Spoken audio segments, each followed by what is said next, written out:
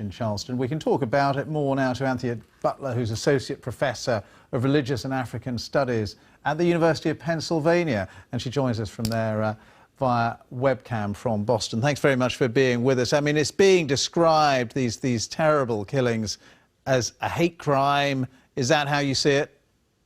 Absolutely. Dylann Roof is a terrorist, full stop.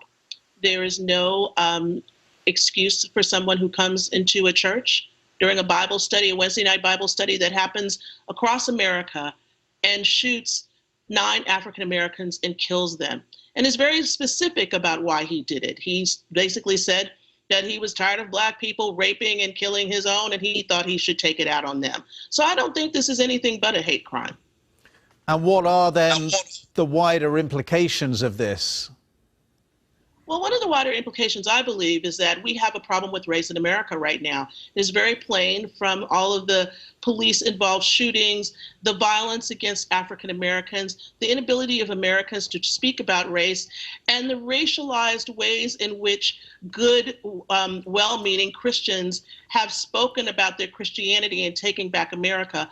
All of this has come into a great racial morass that we find ourselves in right now in the United States. And I'm sorry that it continues to happen over the backs of good people who are just minding their own business and practicing their faith, and have died because we have still an untaken care of issue of racism in this nation.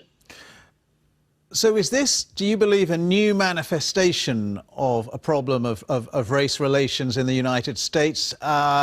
Is this something different from what we've seen before in past years, past decades? Well, if you didn't know the history of America, you would think it was different. But this is basically the same America that it always has been. The church in question, Emmanuel AME, was actually shut down back in the 1800s because of an insurrection that was started at the church against slavery by Denmark Vesey. Whites were, at that time in Charleston, very upset about the church and its activism. And so they made steps to turn the church down. We've had church bombings burnings in the 1990s, bombings in Birmingham. This is no different. This is American history writ large. Except that this was the actions of one man.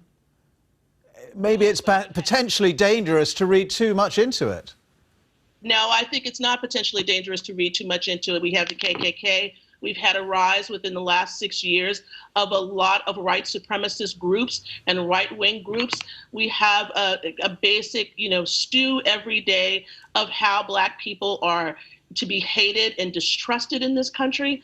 And so while I can see how you might think that from the other side of the pond, I have to tell you that living in America right now as an African-American woman, a professional, an academic, that I am too within this very veil of hatred that we live in this nation right now. Very good to talk to you and get your thoughts. Anthea Butler there, thank you so much for joining us.